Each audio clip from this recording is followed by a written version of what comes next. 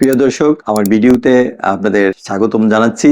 আসলে হাঁটু ব্যথা নিয়ে আমরা খুব বিপদে আছি। হাঁটুর একটি এক্সরে নিয়ে আজকে কথা বলবো, এই জন্য আসলে এক্সরেটি নিয়ে আসা। তো হাঁটুর এক্সরেটি আপনারা দেখুন, এখানে যে কয় শুনলেই আমরা আতঙ্কিত হয়ে যাই, সেই কয়টি আপনি একটু বোঝানোর চেষ্টা করছি আমি। সেটা হচ্ছে যে আপনি দেখুন এখানে যে হাড়ের এই যে উপরের দিকের হাড় এবং নিচের হাড় দুটার মাঝখানে একটা গ্যাপ রয়েছে। এই গ্যাপটা আপনি দেখুন, আমাদের যে মডেল হাঁটুতে সাধারণত দেখুন এই দুইটার মাঝখানে একটা তরুণাস্থি দিয়ে তৈরি একটা মেনিসকাস থাকে, এটা দুই পাশেই থাকে। আমার এইখানে যেরকম গ্যাপ আছে এখানেও সেরকম গ্যাপ থাকার কথা। এই মেনিসকাসটার জন্য, তরুণাস্থি দিয়ে তৈরি যে মেনিসকাস, এটার জন্যই এই গ্যাপটা থাকে। তাহলে যখন আমি দেখছি যে এই পাশে যে গ্যাপটা রক্ষিত আছে, সুরক্ষিত আছে, বাট এই পাশের গ্যাপটি কিন্তু অনেকটা কমে গিয়েছে। তার কারণ হচ্ছে এই পাশে যে এই তরুণাস্থি তৈরি যে মেনিসকাসটা, সেটা ক্ষয় হইতে হইতে পাতলা হয়ে গেছে। পাতলা হয়ে যাওয়ার কারণেই এই হাড়ের কাছে চলে আসছে, এবং আরেকটু যদি ক্ষয় হয় আরো কাছে আসবে, এবং কারো কারো ক্ষেত্রে দেখা যায় পুরোটাই ক্ষয় হয়ে যায় এবং একটার সঙ্গে একটা এসে লেগে যায়। তার কারণ হচ্ছে ক্ষয় হয়ে যাওয়ার কারণে। তাহলে এটা একটা বোন টিস্যু।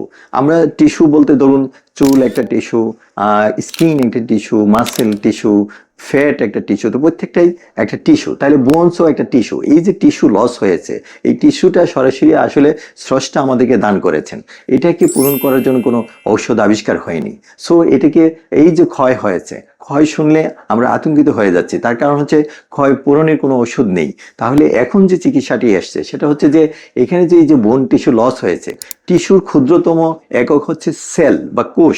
আমরা শরীরের অন্যান্য জায়গা থেকে কিছু জায়গা আছে যেখানে অ্যাবান্ডেন্ট প্রচুর পরিমাণে কোষ আছে, এবং স্টেম সেল বলা হয় সেগুলোকে। ধরেন হাড়ের ভিতর থেকে যেটা নিয়ে আসা হয় সেটা হলো বোন ম্যারো স্টেম সেল, আর ফ্যাট থেকে যেটা নেওয়া হয় সেটা হলো অ্যাডিপোজ টিস্যু স্টেম সেল। তাহলে আমরা সেল ট্রান্সফার করতে পারি, আমরা bone marrow stem cell transfer করে এক জায়গা থেকে এখানে এনে দিতে পারি, আবার adipose tissue stem cell transfer করে এখানে ইনজেক্ট আকারে দিতে পারি।